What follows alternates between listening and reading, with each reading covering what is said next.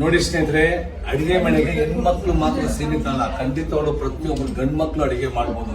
ನೋಡಿ big boss ಅಲ್ಲಿ ಹೇಗೆ ಮೇಡಮ್ ಹೆಣ್ಮಕ್ಳೇ ಸ್ಟ್ರಾಂಗ್ ಆಗಿರು, ಖಂಡಿತವಾಗ್ಲೇ ಅಲ್ಲಿ ನೋಡೋ ಗೊತ್ತಾಗುತ್ತೆ ನಿಮ್ಗೆ ಎಷ್ಟು ಅವರು ರಫ್ ಅಂದ್ಬಿಟ್ಟು. ಬಟ್ ಇಲ್ಲಿ ಮಾತಾಡೋರು ಅಷ್ಟೇ ಸಾಫ್ಟ್ ಅವರು, ಇಷ್ಟು ಸೀರಿಯಸ್ಲಿ ಮಾಡ್ತಾರೆ. ಅಲ್ಲಿ ನೋಡೋವ ಕಣ್ಣಿಗೆ ಏನ್ ಅಶ್ವಿನಿ ಮೇಡಮ್ ಅವ್ರು ಹಂಗ್ ಮಾತಾಡಿದಾರೆ ಹಿಂಗ್ ಮಾಡೋದು ಅನ್ಸುತ್ತೆ. ಅದು ಬಟ್ ರಿಯಲಿ ಅಂತ ನಿಜವಾಗಲೇ ನಿಮ್ಮ ಹತ್ರ ಮಾತಾಡೋವಾಗ ತುಂಬಾ ಖುಷಿ ಅನ್ಸುತ್ತೆ. ದಯವಿಟ್ಟು ಪ್ರತಿಯೊಬ್ರು ಹೇಳೋದು ಹೆಣ್ಮಕ್ಳು ಸ್ಟ್ರಾಂಗ್ ನೋಡಿ, ಹೆಣ್ಮಕ್ಳು ಈಗ ಇರ್ಬೇಕು, ಇಲ್ಲಾಂದ್ರೆ ನಡೆಯಲ್ಲ, ಏನು ನಡೆಯಲ್ಲ. ಇಷ್ಟೇ. ನೀವೆಲ್ಲ ನಮ್ಗೆ ಸಪೋರ್ಟ್ ಮಾಡ್ಬೇಕು. ನೀವೆಲ್ಲ ನಮ್ಗೆ ಸಪೋರ್ಟ್ ಮಾಡಿದ್ರೆ ನಾವು ಇನ್ನೂ 100% ಮೇಡಮ್ ಅಲ್ವಾ, ಸೀರಿಯಸ್ಲಿ. ಯಾಕಂದ್ರೆ ಹೆಣ್ಮಕ್ಳು ಬಂದು ಅಲ್ಲಿ ಮಾಡೋ ಎಷ್ಟು ಖುಷಿ ಅನ್ಸುತ್ತೆ. ಖಂಡಿತ ಅಷ್ಟು ಗ್ರೇಟ್ ಅಲ್ವಾ. ಅಲ್ಲಿ 20 ಜನ ಫೈಟ್ ಕೊಡ್ಬೇಕಂದ್ರೆ ಮೇನ್ ಫೈಟ್ ಇಂಪಾರ್ಟೆಂಟ್. ಮೇಡಮ್ ಅವರೇ ಬಿರಿಯಾನಿ ಹೇಗಿತ್ತು? ಹೇಳೋದೇ ಬೇಡ ಸರ್ ಅವ್ರ ಬಿರಿಯಾನಿ ಬಗ್ಗೆ.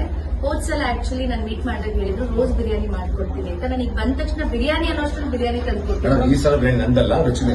ಬಟ್ ಆದ್ರೂ ತುಂಬಾ ಚೆನ್ನಾಗಿತ್ತು, ಬಿರಿಯಾನಿ ತುಂಬಾ ಚೆನ್ನಾಗಿತ್ತು.